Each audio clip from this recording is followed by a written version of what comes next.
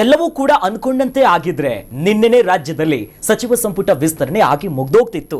ಆದರೆ ದೆಹಲಿಯಲ್ಲಿ ನಡೀತಾ ಇರುವಂತಹ ಪ್ರತಿಭಟನೆ, ಅಲ್ಲಾಗ್ತಿರುವಂತಹ ಸಂಸತ್ ಅಧಿವೇಶನದಿಂದಾಗಿ ರಾಹುಲ್ ಗಾಂಧಿ ಅವರು ಬ್ಯುಸಿ ಆಗ್ಬಿಟ್ಟಿದ್ದಾರೆ. ಹಾಗಾಗಿ ನಮ್ಮ ರಾಜ್ಯದ ನಾಯಕರೆಲ್ಲ ಹೋಗಿದ್ರು, ವಾಪಸ್ ಬರಿಗೈಯಲ್ಲೇ ಬರುವಂತ ಸನ್ನಿವೇಶ ಬಂತು. ಇನ್ನು ಫೈನಲ್ ಪಟ್ಟಿಗೆ ರಾಹುಲ್ ಗಾಂಧಿ ಅವರ ಸಹಿ ಬೇಕಾಗಿದೆ. ಆ ನಂತರವೇ ಸಂಪುಟ ವಿಸ್ತರಣೆಯಾಗುತ್ತೆ. ಇನ್ನು 4 ಡಿಸಿಎಂ ಹುದ್ದೆಯನ್ನ ಸೃಷ್ಟಿ ಮಾಡಿಕೊಂಡು 4 ಕೂರಿಸೋ ಬಗ್ಗೆಯೂ ಕೂಡ ಚರ್ಚೆಗಳಾಗ್ತಾ ಇದೆ.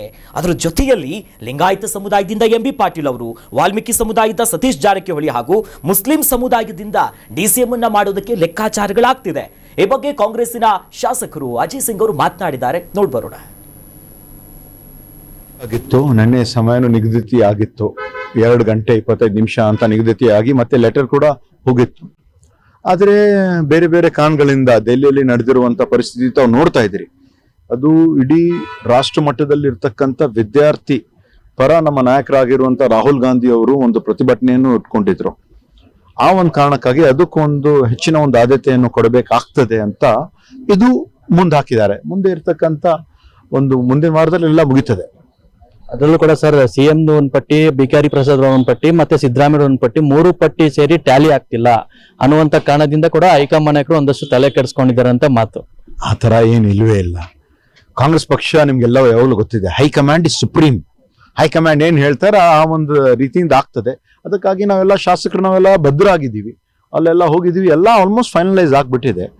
ಬಹುಶಃ ಈ ಒಂದು ಪ್ರತಿಭಟನೆ ಆಗಿರ್ಲಿಲ್ಲ ಅಂದ್ರೆ ನೆನ್ನೆನೆ ಫೈನಲೈಸ್ ಆಗ್ಬಿಡ್ತಿತ್ತು. ಶಾಸಕರು ಹೇಳ್ತಾ ಇದ್ರು, ಪ್ರತಿಭಟನೆ ಜಂತರ್ ಮಂತರ್ ತಂತ್ರದಿಂದಲೇ ವಿಳಂಬ ಆಯಿತು ಅನ್ನೋ ಲೆಕ್ಕಾಚಾರದಲ್ಲಿ ಮಾತನಾಡ್ತಾ ಇದ್ರು. ಅಂದ್ರೆ ಒಂದ್ ಗಮನಿಸಿದ್ದು ಸರ್, ಇವರೆಲ್ಲ ಕಾಂಗ್ರೆಸ್ ನಾಯಕರು ಡೆಲ್ಲಿಗೆ ಹೋದಷ್ಟು ರಾಜ್ಯದ ಹಳ್ಳಿಗೆ ಹೋಗಿದ್ರೆ ಮುಂದಿನ ಸಲ ಅಧಿಕಾರ ಅವ್ರಿಗೆ ಕೊಡ್ತಿದ್ರು ಅನ್ಸುತ್ತೆ. ಖಂಡಿತವಾಗ್ಲು. ಯಾಕಂದ್ರೆ ಈಗಾಗಲೇ 2-3 ಸಾರಿ ಎಲ್ಲ ಹೋಗ್ಬಿಟ್ಟು ಬಂದವ್ರನ್ನೇ. ಆ ಬಣ ಈ ಬಣ 3 ಬಣ ಸೇರಿ ಹೋಗಿರೋದು ಇದೆಲ್ಲ ನೋಡಿದ್ರೆ, ಅವತ್ತು ಗ್ರಾಮ ವಾಸ್ತವ್ಯ ಕುಮಾರಾನಂದ್ ಇತ್ತಲ್ಲ, ಇವರು ದೆಹಲಿ ವಾಸ್ತವ್ಯ ಮಾಡ್ಕೊಂಡು ಇದ್ದಾರೆ, ಕೂತ್ಕೊಂಡಿದ್ದಾರೆ. ಹಳ್ಳಿ ವಾಸ್ತವ್ಯ ಮಾಡೋದು ಬಿಟ್ಬಿಟ್ಟು ಗ್ರಾಮ ವಾಸ್ತವ್ಯ ಮಾಡೋದು ಬಿಟ್ಬಿಟ್ಟು ಇದು ಒಂಥರ ಕಗ್ಗಂಟು. 20 ಸೀಟ್ಗೆ 40-50 ಜನ ಪೈಪೋಟಿ ಇದ್ದಾಗ ಅಷ್ಟು ಸಲೀಸಲ್ಲ.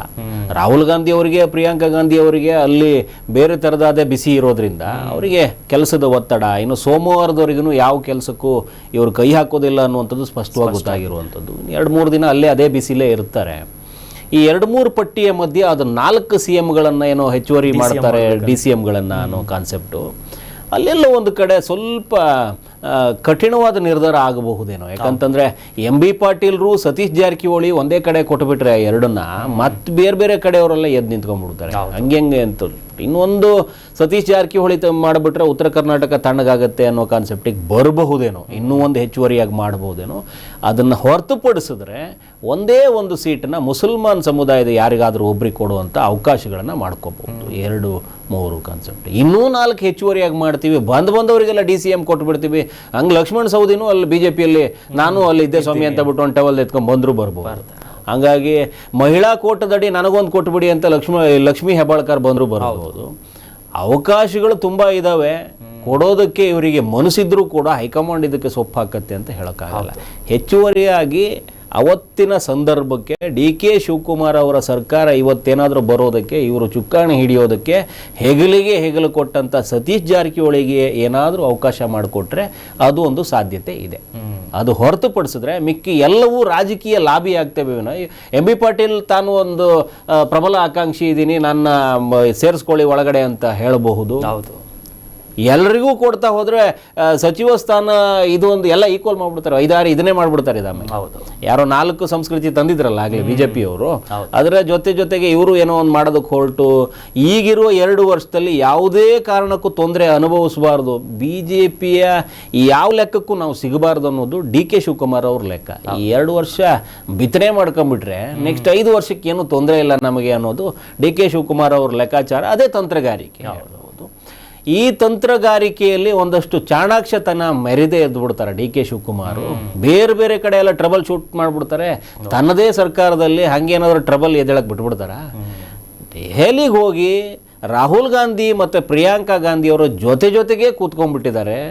ಮಕ್ಕಳ ಹೋರಾಟದ ನೆಪದಲ್ಲಿ ಅಲ್ಲೊಂದು ಮಾತುಕತೆಗಳು ಸಮಯ ಸಿಕ್ಕಾಗೆಲ್ಲ ಆಗ್ತಾ ಇರುತ್ತೆ. ಕೇರಳದಂಥ ಜಟಿಲ ಸಮಸ್ಯೆಯೇ CM ಜಟಿಲ ಸಮಸ್ಯೆ ಆಗಿತ್ತು, ತಣ್ಣಗೆ ಮಾಡಿದ್ದಾರೆ. ಹೈಕಮಾಂಡ್ ಸ್ವಲ್ಪ ಮಟ್ಟಿಗಿನ ಹಿಡ್ತಾ ಇದೆ ಕಾಂಗ್ರೆಸ್ಸಿಗೆ ಅಲ್ಲಿ. ರಾಜ್ಯ ಸರ್ಕಾರದಲ್ಲೂ ಕೂಡ ಕಾಂಗ್ರೆಸ್ಸಿಗೆ ಒಂದು ಮರ್ಯಾದೆ ಅನ್ನೋ ಕಾನ್ಸೆಪ್ಟನ್ನು ಇಟ್ಟಿದ್ದಾರೆ. ಇವರು DCM ಅನ್ನೋ ಕಾನ್ಸೆಪ್ಟನ್ನು 4-4, 5-5 ಹೋಗಲಾರರು ಅನ್ನೋದು ಸದ್ಯಕ್ಕಿರುವಂಥ ಪರಿಸ್ಥಿತಿ. ಹೋದರೆ ಒಂದಷ್ಟು ಮತ್ತೆ ಗೊಂದಲ, ಈಗ 20 ಜೊತೆ ಅದು 4 ಗೊಂದಲ ಸೇರ್ಕೊಂಡ್ಬಿಡುತ್ತೆ.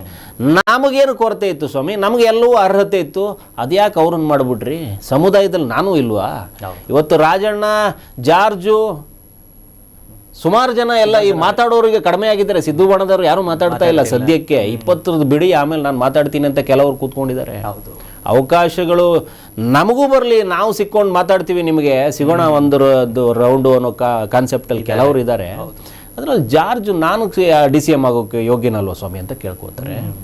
ಅದೇನು ಮುಸಲ್ಮಾನ್ ಸಮುದಾಯ ಅಂದ ತಕ್ಷಣಕ್ಕೆ ಹಾಕ್ಬಿಡ್ತೀರಿ, ನಾವು ಕ್ರಿಶ್ಚಿಯನ್ ಸಮುದಾಯದಿಂದ ನಮಗೂ ಕೊಟ್ಬಿಡಿ ಅಂತ ಅವರು ಬಂದು ನಿಂತ್ಕೊಂಡ್ಬಿಡ್ತಾರೆ. DK ಅವ್ರ ಬಗ್ಗೆ ಗೊತ್ತಿರೋದ್ರಿಂದ ಹಣಬಲ ಇದೆ, ಎಲ್ಲವೂ ಇದೆ, ಸಿದ್ದರಾಮಯ್ಯವರ ಬೆಂಬಲ ಇದೆ. ಹಾಗಾಗಿ ಏನೋ ಒಂದು ಲೆಕ್ಕಾಚಾರ ಆದರೂ ಆಗ್ಬೋದು. ಸಿದ್ದರಾಮಯ್ಯವ್ರು ಸೀಟ್ ಬಿಡಬೇಕಾದ್ರೆ ತನ್ನ ಮಗನನ್ನ DCM ಸ್ಥಾನದಲ್ಲಿ ಕೂರಿಸ್ಬಿಟ್ಟೆ ಈಚೆ ಬರ್ತಾರೆ ಅನ್ನುವಂಥ ಮಾತಿತ್ತು. ಹಂಗೂ ತಣ್ಣಗಾಯಿತು. ಇದು ಕೂಡ ಹಾಗೆ ತಣ್ಣಗಾಗ್ಬೋದು. ಹೆಚ್ಚುವರಿಯಾಗಿ ಇನ್ನೊಬ್ಬ DCM ರೂಪದಲ್ಲಿ ಸತೀಶ್ ಜಾರಕಿಹೊಳಿ ಒಳಗಡೆ ಬರ್ಬೋದೇನೋ. ಮುಸಲ್ಮಾನ್ ಸಮುದಾಯವನ್ನು ತಣ್ಣಗೆ ಮಾಡಬೇಕು ಅಂತ ಏನಾದರೂ UT ಖಾದರ್ ಅಂತವ್ರನ್ನೋ ಯಾರನ್ನೋ ತಗೊಂಡು ಬಂದು ಕೂರಿಸಿದ್ರೆ ಆಶ್ಚರ್ಯ ಪಡುವಂತಿಲ್ಲ. ನೋಡೋಣ. ಎಸ್, ಯಾವ ಲೆಕ್ಕಾಚಾರದಲ್ಲಿದೆ ಕಾಂಗ್ರೆಸ್ ಹೈಕಮಾಂಡ್ ನಾಯಕರು ಅವೆಲ್ಲವನ್ನ ಕಾದ್ ನೋಡಬೇಕು. ಸದ್ಯಕ್ಕಂತೂ ಕರ್ನಾಟಕ ನ್ಯೂಸ್ ಬೀಟ್ ಫಾಲೋ ಮಾಡಿ, ಸಬ್ಸ್ಕ್ರೈಬ್ ಮಾಡಿ.